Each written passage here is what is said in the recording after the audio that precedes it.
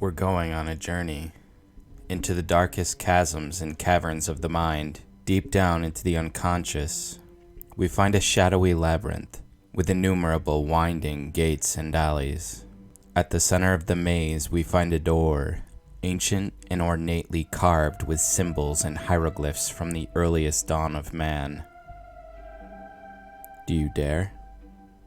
Perhaps you'd better not. Don't open the door.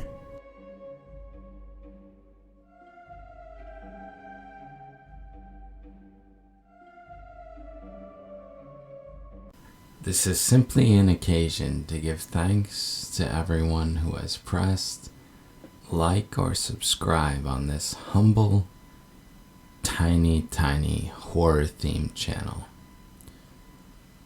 Please know that you are truly appreciated. From here on out, I must ask and somewhat rely on your word of mouth. Subscriber count can always go up and then back down. Nothing lasts forever, mind you. But reaching this factor of 10 for the first time is an important milestone for any channel. Your efforts are not lost on me. The goal of Don't Open the Door is to continue to bring you original horror stories not found anyplace else on the internet. This is a necessity. There are doors everywhere. Some are commonplace, mundane thresholds and dividers between the enclosures of a building. But there are other kinds as well. Some dark, mysterious, intangible. They exist at the very limits and borders of our reality. If we are ever to attain something resembling truth, we must carefully and without too much noise-making seek out these latter types of doors. Be aware the ominous presence you feel on the other side is no mistake. This feeling of discomfort and angst is one of the first signs. On this journey, you must follow your gut. For you have faced no greater danger, but equally so, you have stood to possess no greater reward. Be leery that searching out these doors is no minor weekend DIY project. It is often the labor of a lifetime. Let us take an example. Columbus didn't begin the journey across the Atlantic until he was 50 years old. That was a door, once opened, which could not be closed. Freud didn't enter into the unconscious via his self-analysis until he was nearly 40. Lastly, we all remember how old was Abraham when he left his parents' home.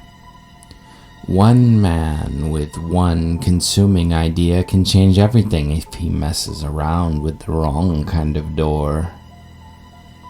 What sort of hell on earth can be unleashed? What kinds of doors will we encounter next?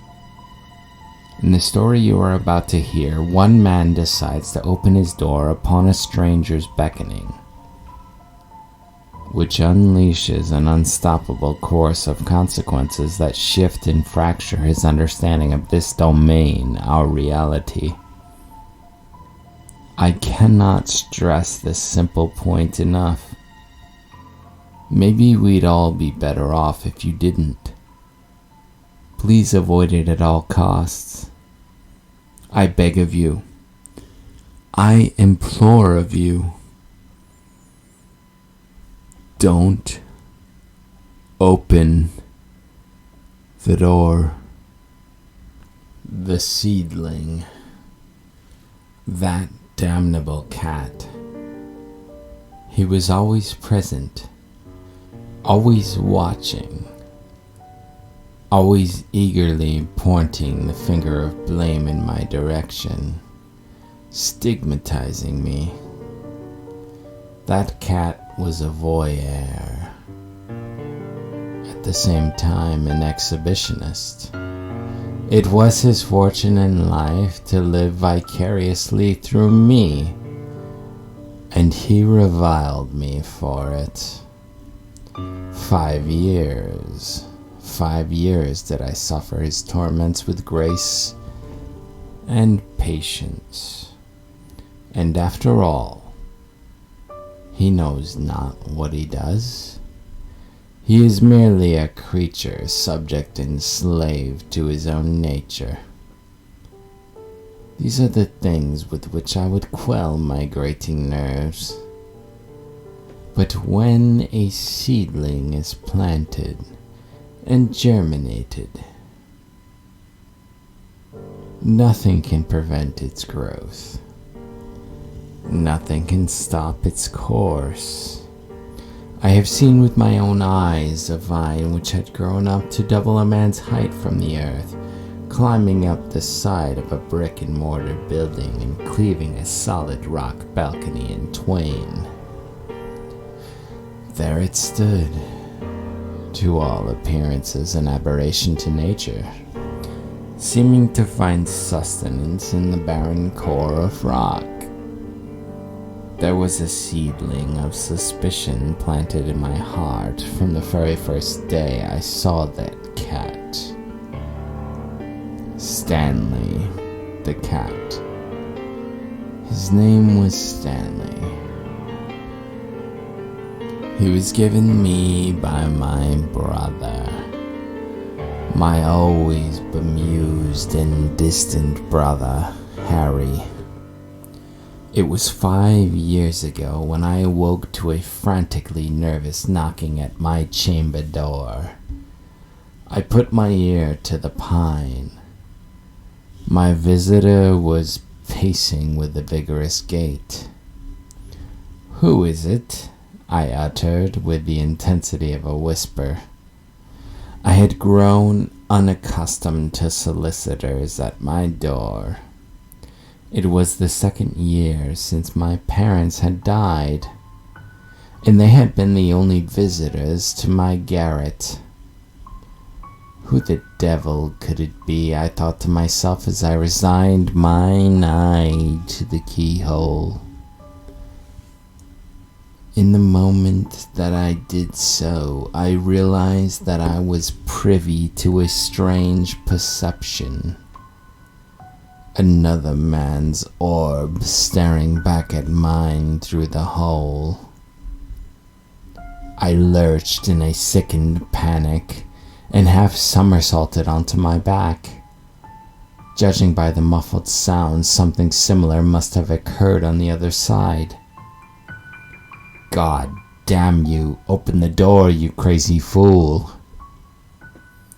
I instantly recognized the voice. It was Harry's. All my body hair bristled as my pulse quickened. I opened the door and greeted him with an exaggerated indifference. "Oh, it's you." With such coldness did I say it. Secretly, my guts were rending. I might as well have opened my door to the vision of a ghastly apparition.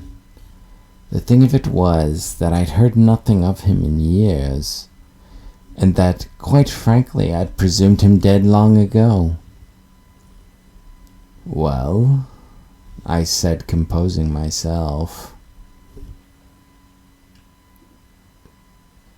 "Blood brews all breeds of fraternal affairs.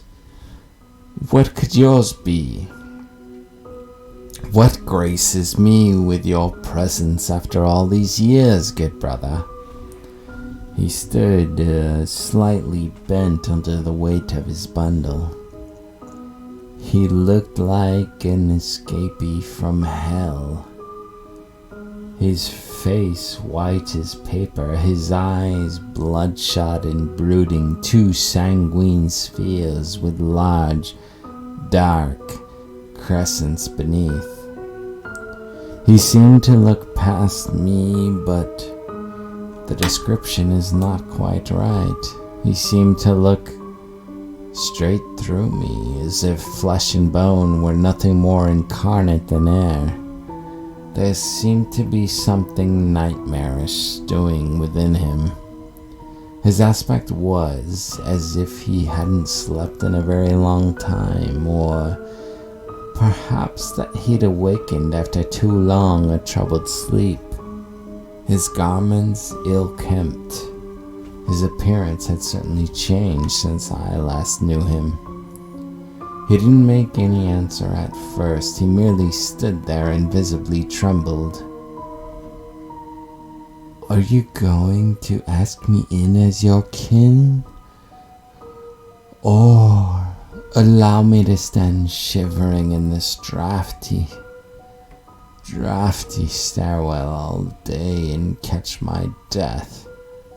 He croaked as he suddenly broke his silence, slightly perturbed at my cool composure. "Harry," I told him, "it's 90 degrees outside. My chamber is like an oven." Harry laughed forcefully as his mouth conveyed a series of nervous contortions.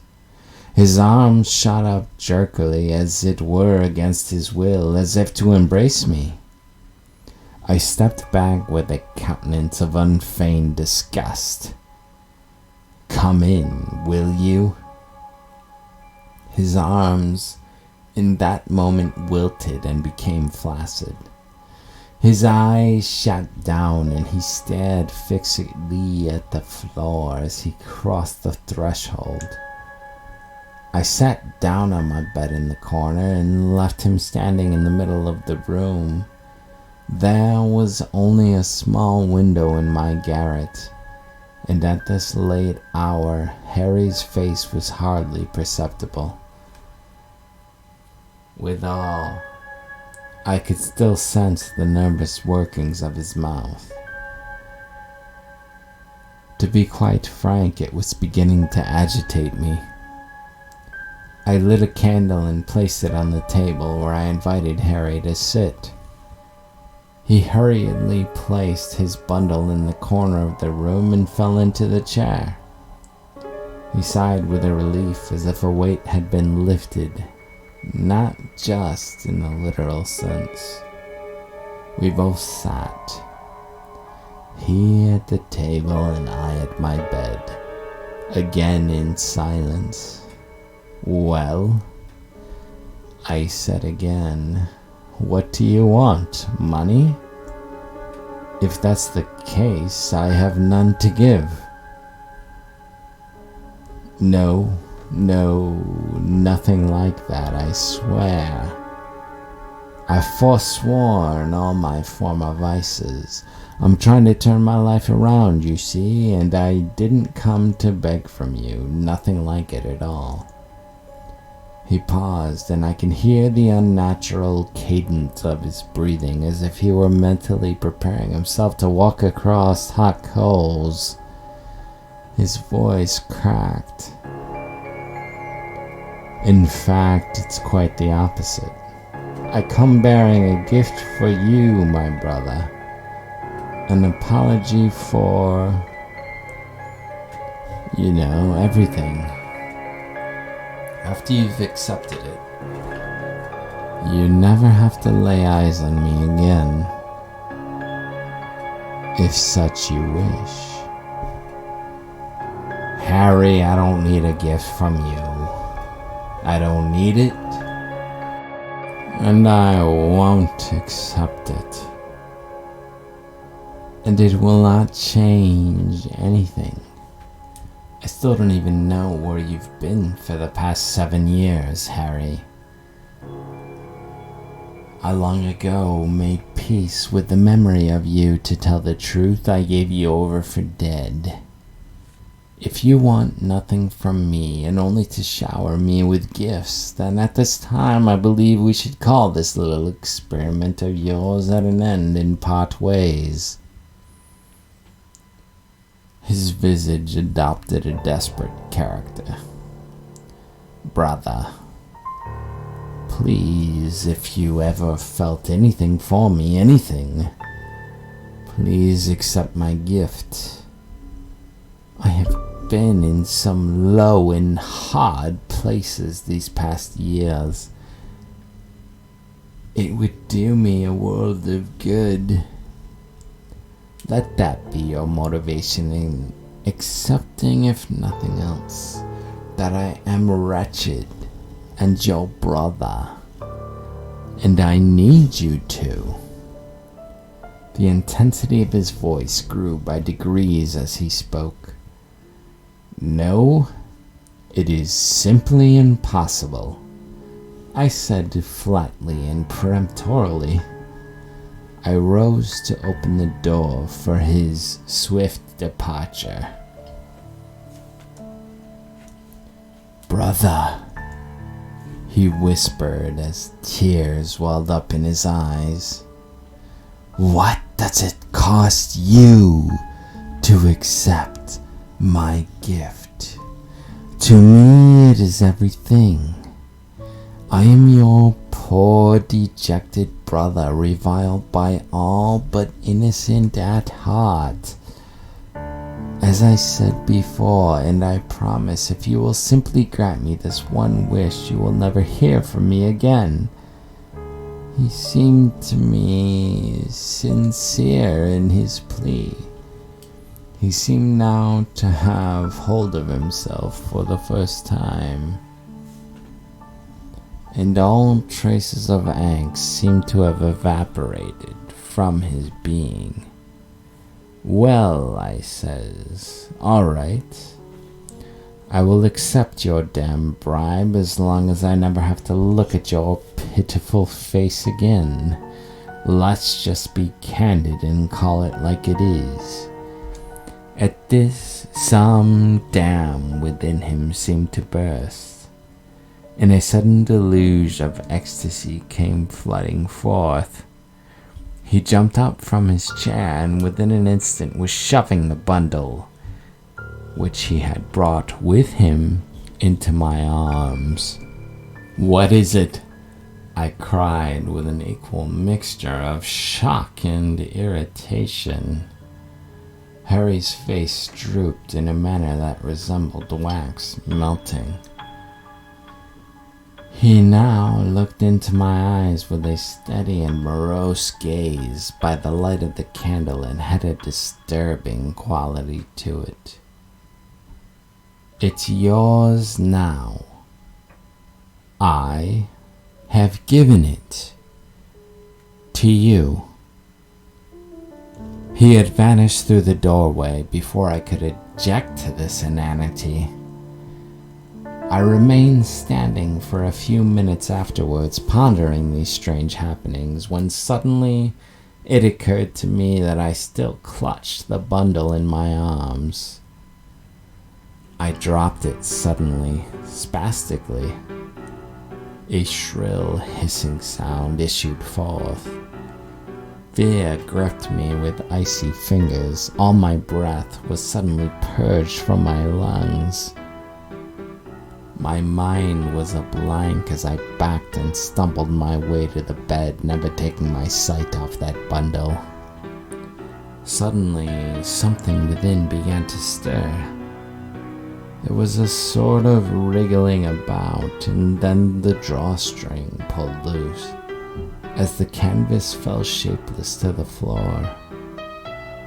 There, in the center of the room, stood the figure of my foreboding. A cat. A mangy black feline.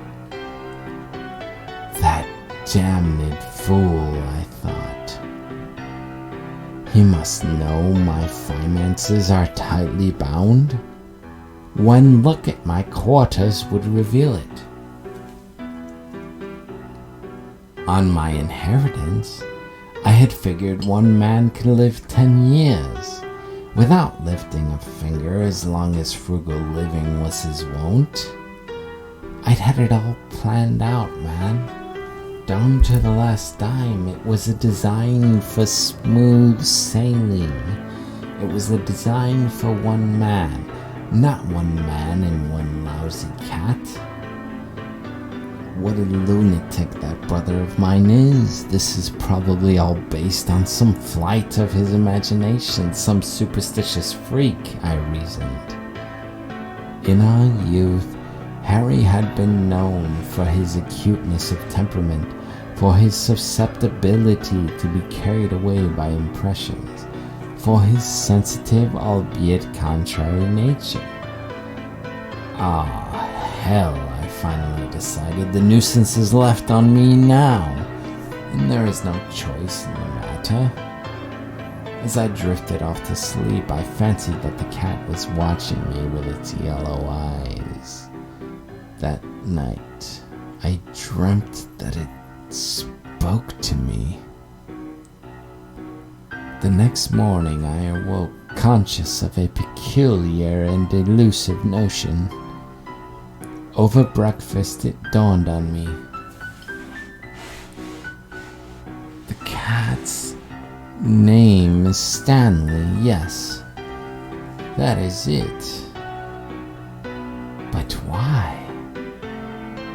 It's because, well, just because he looks like one such Stanley. Yes, that is it. I began to feel as if maybe it were a good thing after all. The past 2 years had been awfully lonely, dreadfully so. Perhaps this was a beginning, a genesis of something new. Perhaps I stood on the very threshold of true, unadulterated happiness, and this was the tipping point. Maybe Harry wasn't such a profligate fellow after all. A change, and I mean any change, was bound to be a good thing, had to be, for the constancy of the frozen minutes, hours, and days of these past few years had been killing me. Following these ideas, something strange happened for the first time in a long while. My cheeks elevated and hoisted the corners of my mouth into a smile. My lips cracked and bled. The first inkling of something troubling happened a few months after the reunion with Harry. Up to that point, the cat had been relatively benign and frigid in his manner toward me. It was my distinct impression that an understanding had developed between us. The apartment was something of his stocking ground, and there were plenty of mice to supplement his diet. Otherwise, I provided him with a small morsel or two and enough water to satisfy his health. We were two beings living with one another and yet mutually estranged from one another. This, I thought, was how it should be. This is the way of men and beasts living in harmony. Still no further word from Harry. I began to notice a strange smell in the room on one particularly sweltering summer night. I searched high and low in the chamber and gradually sniffed out the source. I walked toward my bed with anticipation. Upon overturning the pillows, something in my cerebral workings clicked and permanently changed. There was a mouse, its face frozen in the grimace of an appalling scream. The cause of death, my friends, was evisceration. The entrails were murderously spread out across the sheets. Feline paw prints were painted on this canvas with their blood and excrement. As I stared with wonder, Suddenly, a crawling sensation filled me. I snapped about, and there in the corner, staring at me with a quintessentially curiosity, was Stanley the cat. The seedling had begun to blossom. This was indeed a strange and delirious epoch for me. A period through which I felt things never felt before. I fell back into old habits and fell further. Vice and debauchery abounded. Lavishness became the avatar of those years. Every day the tension built. I began to see the future dissolve into a maelstrom whose fearful center was a forbidden horror.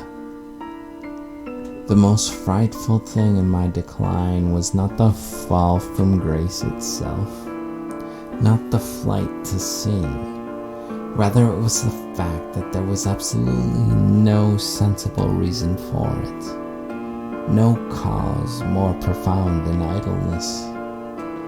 Through it all, Stanley was always there, always observing me, always testing me. One October night in our second year, I went carousing in the twilight.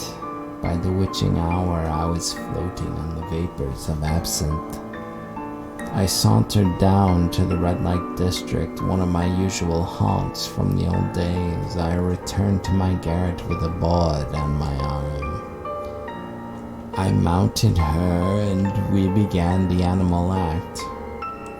It was all very sensational, phantasmagoric even. It had been too long and I was bursting with energy.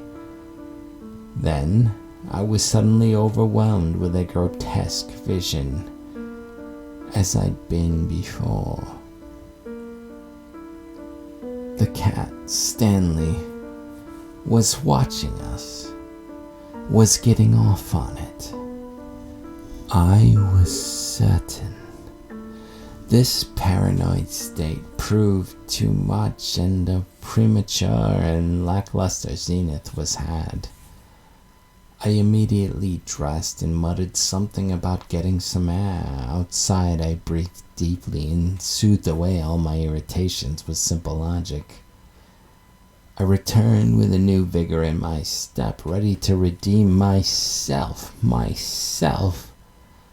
but was stopped dead upon reaching the landing. There were strange and indiscernible sounds coming from the bedroom. I put mine ear to the door and listened intently. It was the sound of moaning. Not just your everyday run-of-the-mill moan. No, this was a shriek of pure exalted ecstasy, a rapture. And was it the shriek of a name? Stanley. I ripped the door open with all the strength I could muster. By the light of the moon, I could see a silhouette. There was the whore lying in bed. Between her thighs, under the sheet, there was a small, rustling figure. My scalp flashed hot and began to itch fiercely.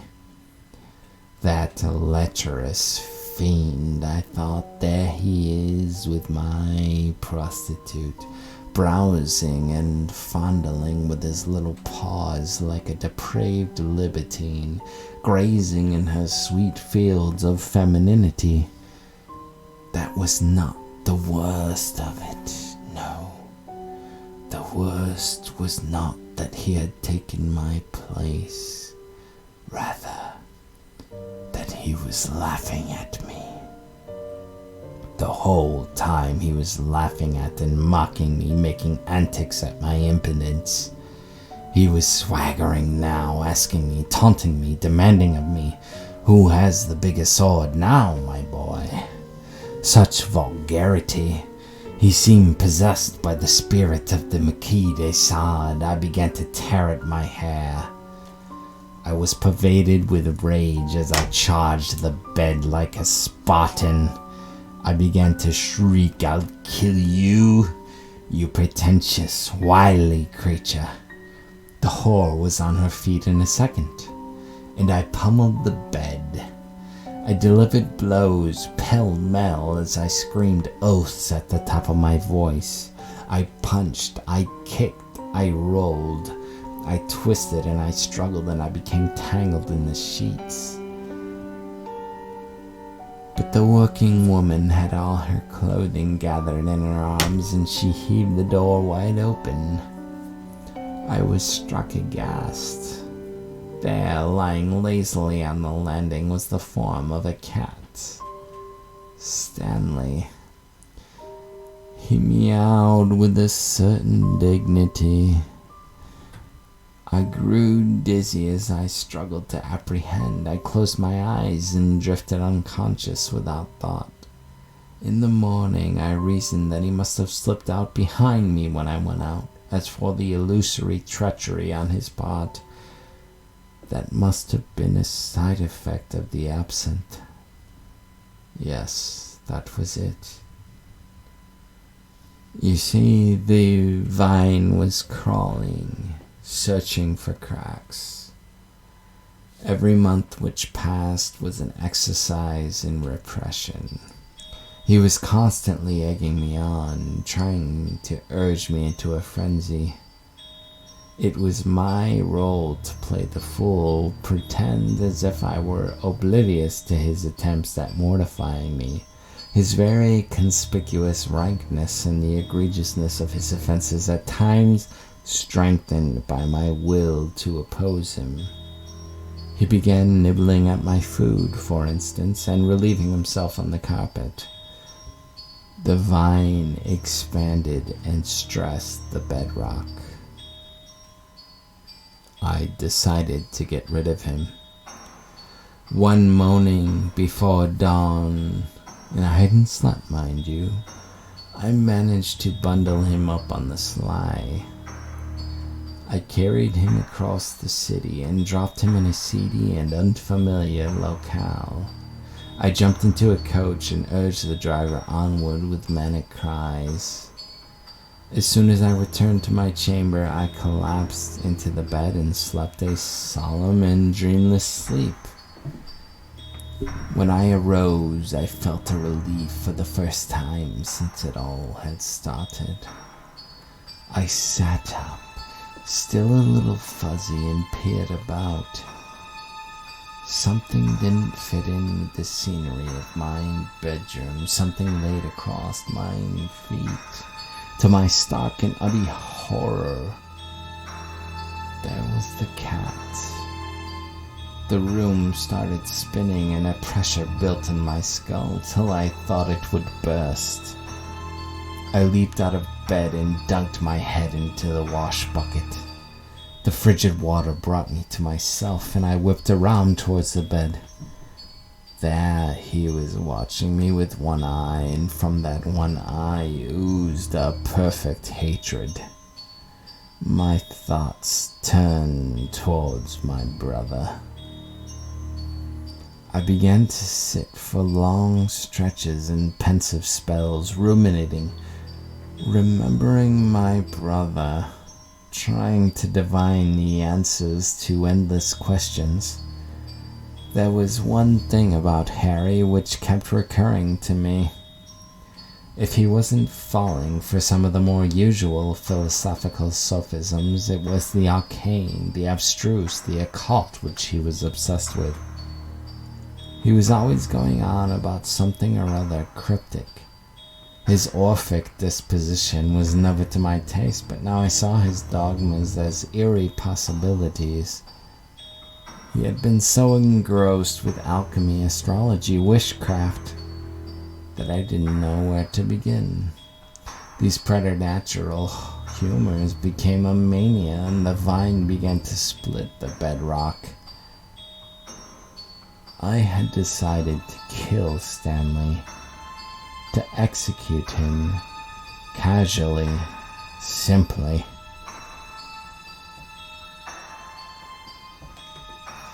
By now, I certainly had enough motive to commit the act.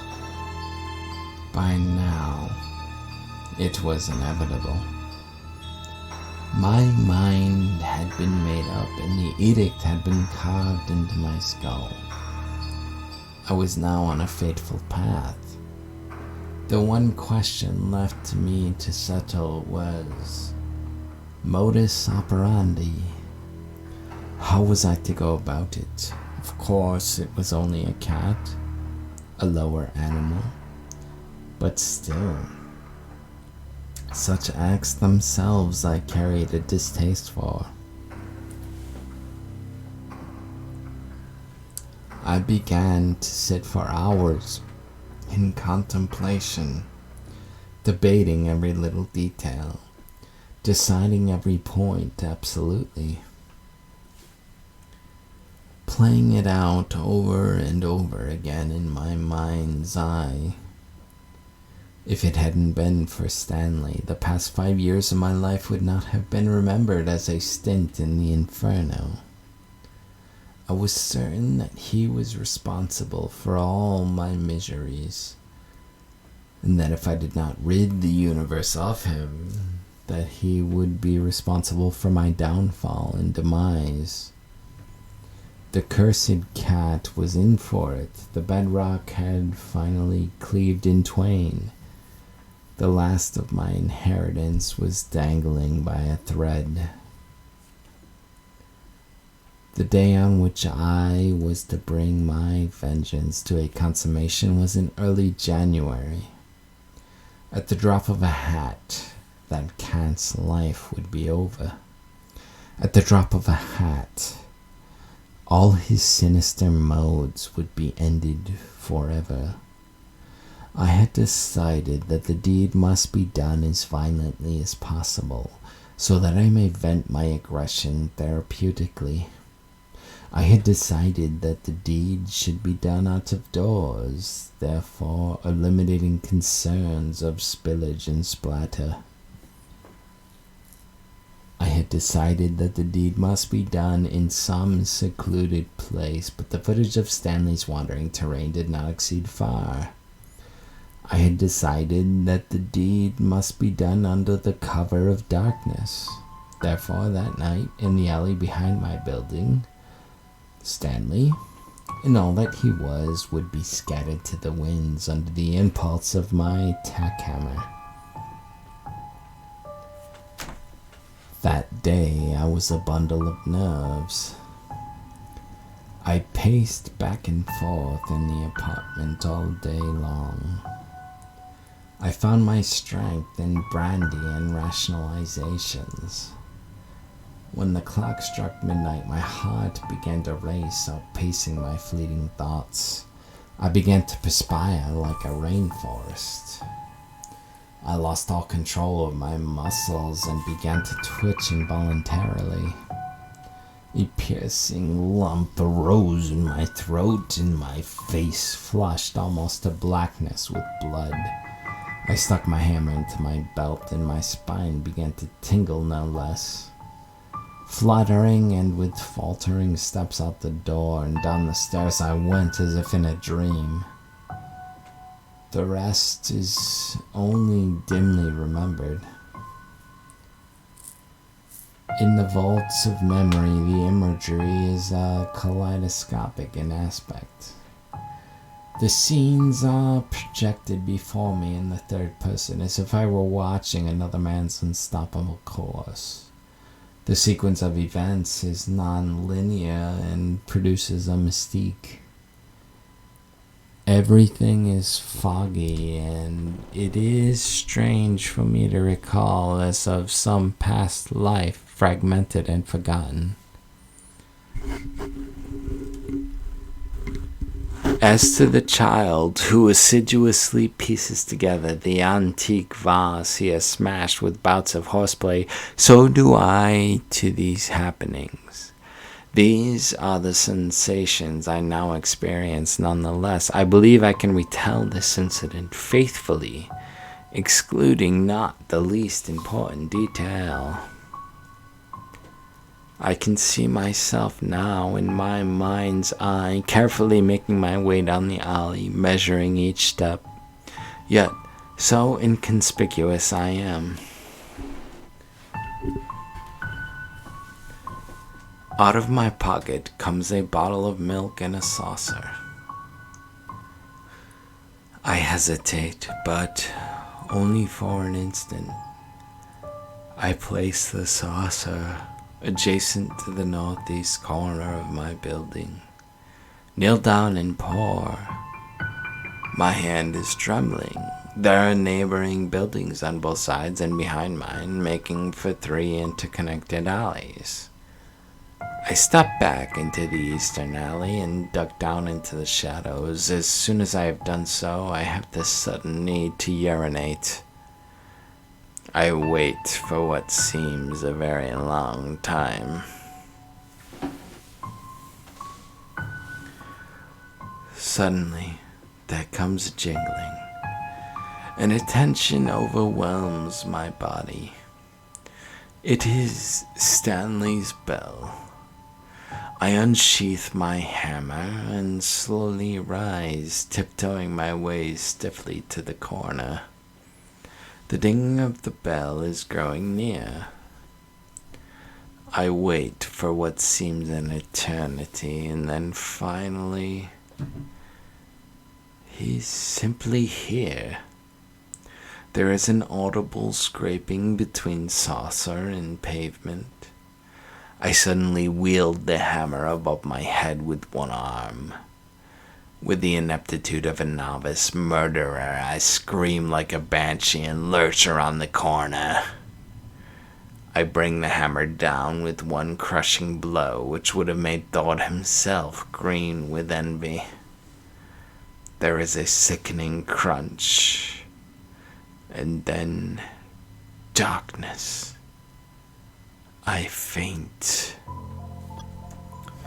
When I came to, there was a ringing in the ears and a nagging pain in my head.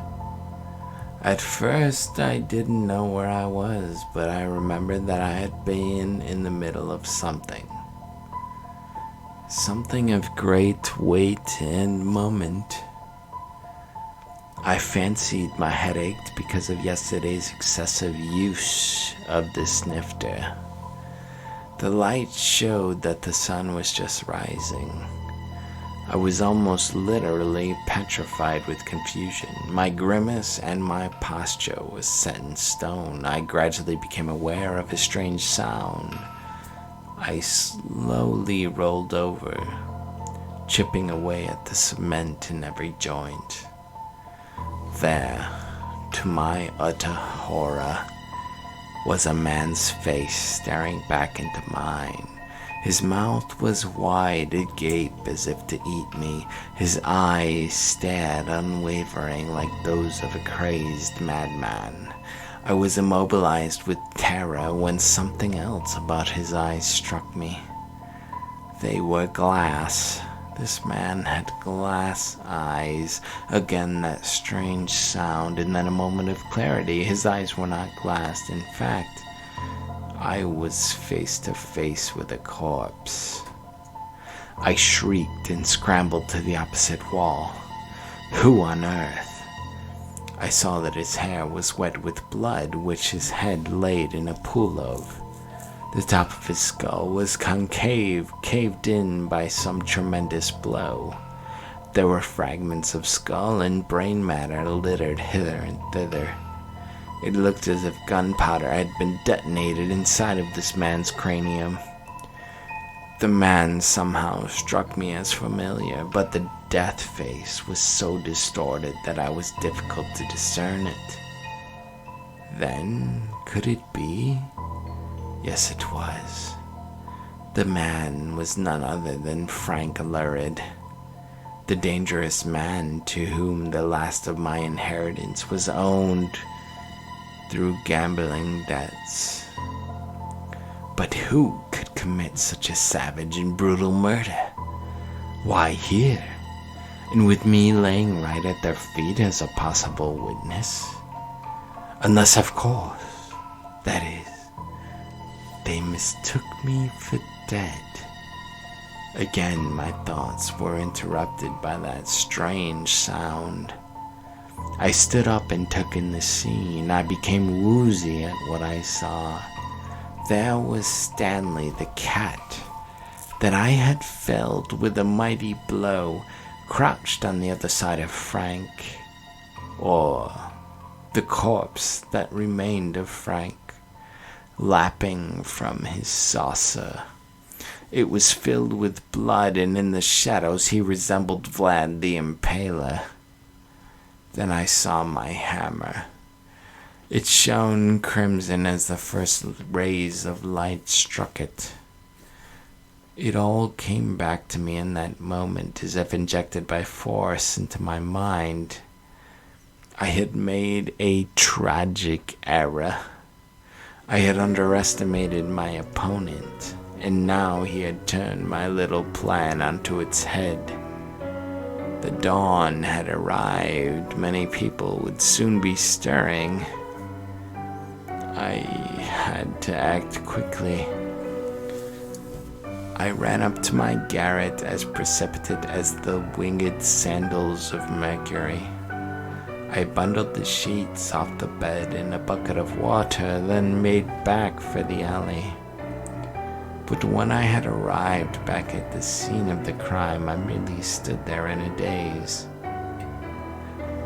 I had always considered myself a man of action, but perhaps when it really counts, well, suppose my range doesn't extend so far.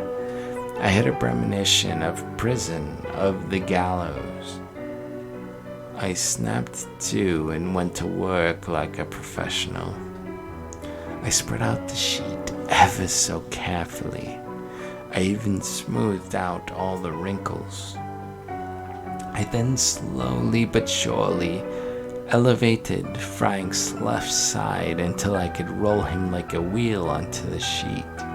Having done so, I hid the hammer in his pocket and rolled him up in the sheet as if I were rolling a cigarette.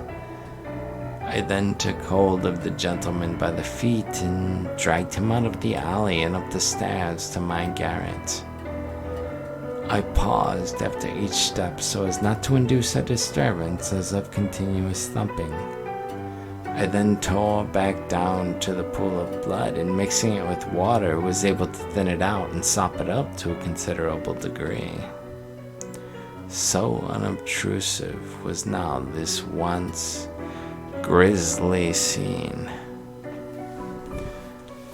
I knew very well that I hadn't the iron stomach which was required to hack the body into pieces, nor the courage to attempt some daring transport come the wee hours of the morning. Therefore, I resolved to stitch the open flap of the sheet to the bulk of it, and for now stow the corpse under the bed, only to make time for me to contemplate a true solution. Throughout the whole of that exhausting morning, Stanley seemed to be watching me, as a master watches his pupil conquer lessons, with simple pride and admiration. When I had finished, I flew to the taverns to drink, and did not return to my garret for some many nights. It was during this stint at the taverns that I began to conjure up many truths. Harry had obviously plunged into something deep, something which, diving in, he did not fully understand. Then, when he came to know his true possession in a neurotic fit, he passed the curse on to me. Now he was most likely halfway across the world, soaking up rays of sun on some exotic beach, while I, ever the sucker and simpleton, am doomed to carry this weighty demon, this burden of Harry's making, piggyback. What incredible cruelty, what injustice, what cold and calculated indemnity, to inflict such a torture onto your own brother. My brother is a monster. It is as simple as that.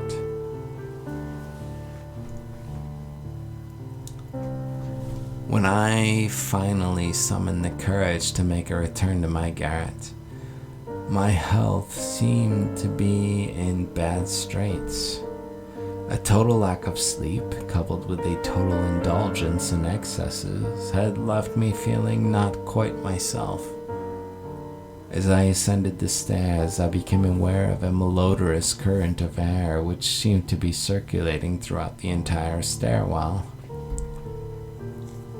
Damn it all to hell.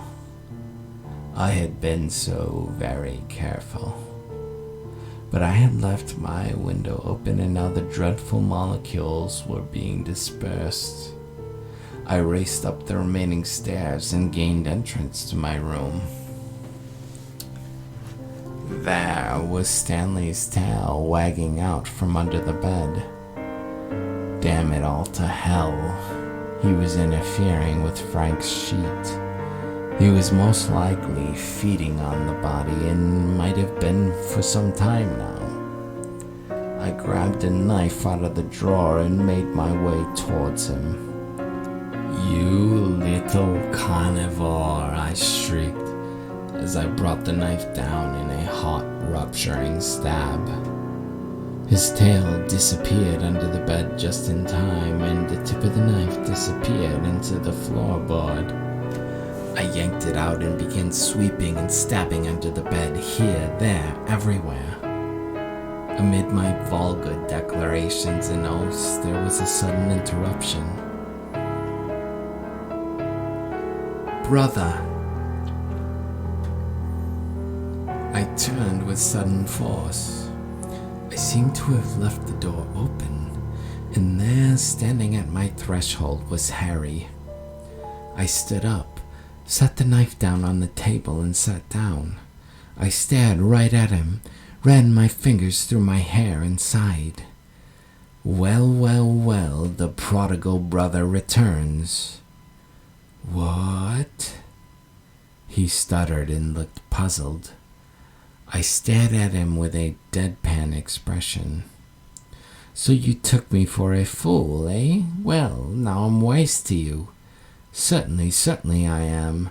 I'm sure I have no idea just what exactly you're talking about," he replied with a coolness.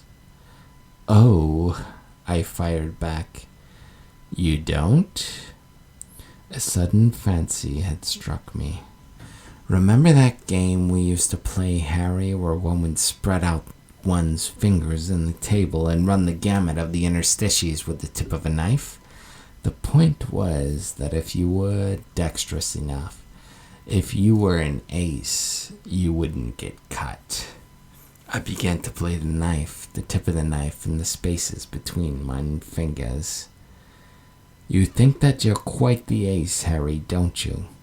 You thought that you could saddle me and tame me as a beast, carry your maledictions, suffer your miserable mistakes." My voice began to rise. "You cursed me like a dirty gypsy, Harry, but I've figured you out. I know your plan and you won't get away with it." Now the knife was coming down on every finger instead of the spaces in between. I didn't take my eyes off of him regardless. Something in his being seemed about to unfold, but he wasn't looking at me any longer. He was most curiously glancing in the direction of my bed, straining his eyes even as if he thought they were being deceived. He slowly began stepping toward the bed, all the while his gaze never erring. "Don't, Harry," I muttered, still playing my haphazard game at the table. I couldn't stop playing the game, though my fingers now hemorrhaged freely. He was getting closer and closer, but I could not move from that spot. I had grown roots to that spot. Harry began to kneel and was now almost eye level to the floor. "Harry, you errant fool, don't," I cried in desperation. "Is that?" he whispered as he reached under the bed. His head spun around as if he were possessed, and he looked at me with a face drawn and white with shock. Then, from the darkness under the bed, I saw the movement. 2 yellow eyes flashed, and then with an untold quickness a black ball of fur soared through the air and attached itself to Harry's face. Harry was on his feet and dancing an agonizing jig throughout the room as he grasped at and tried to tear free from the cat. Stanley was growling and hissing and tearing like a satanic hellcat. Throughout the whole, Harry did not once scream. He could only moan and groan in a sickening, hysterical manner. All of a sudden, time and the relative pace of things seemed to slow. Stanley turned and looked at me, perched atop my brother's head. His eyes spoke to me. He knows, and you'll hang for this. Finish him, and it'll all be over. Those eyes seemed to hiss at me. There was no arguing with those eyes, mind you, which were black slits and an endless yellowness. Before I knew what was happening, I had crossed the room and collided with my frantic brother, plunging the knife into his chest. This time, I didn't scream. My brother's face went black as he whispered, "Brother," and fell to the floor like an inanimate object. As I stared at the body, I reflected, now Stanley had finished the job. He was the one who had planted that impure seedling in my heart, and now he had finally truly corrupted me. He had made a brother killer of me.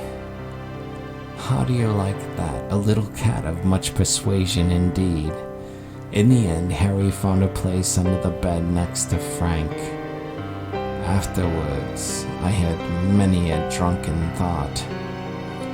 Now is the time for more sober thoughts.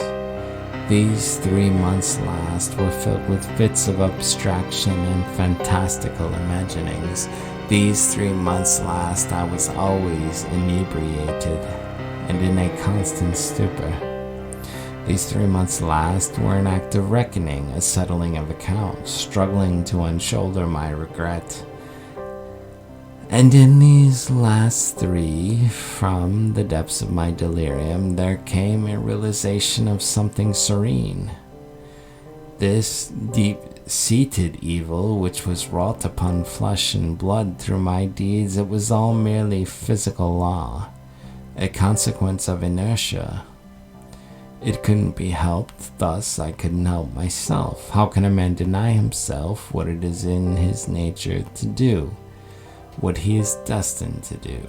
They found the remains of the bodies in my garret. Shortly after my drunken reeling caused a neighbor to file a complaint with the landlord, not to mention the smell. I had been living among rotting corpses for 3 months. I was apparently brave enough for that. They found a scrap of paper on Frank's body.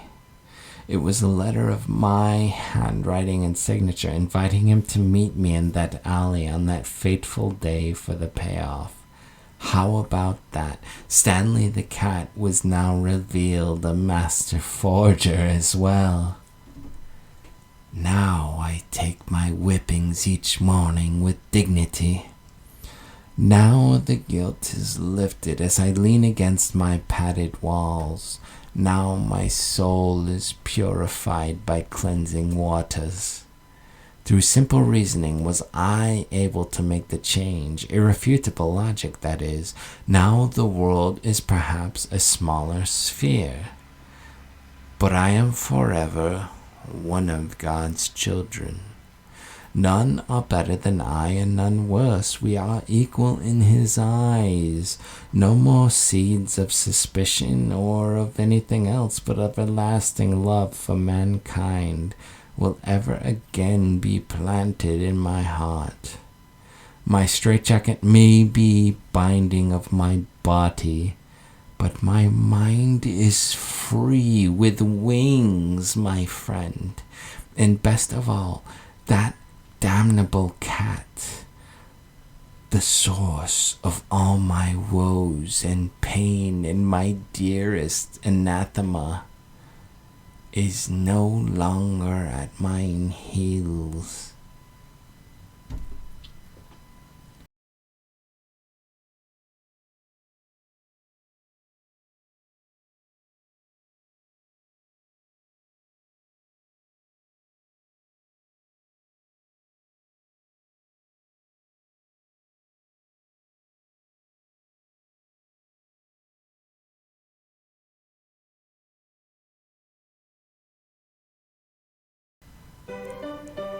The testament of this casuist was found under his mattress post-mortem.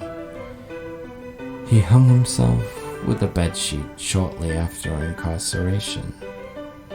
The coroner reported strange lacerations about his body, seemingly feline in character. His doctors reported that right up until the end, he blamed a house cat for all of his crimes. But perhaps no man can find true solace in his own rationalizations.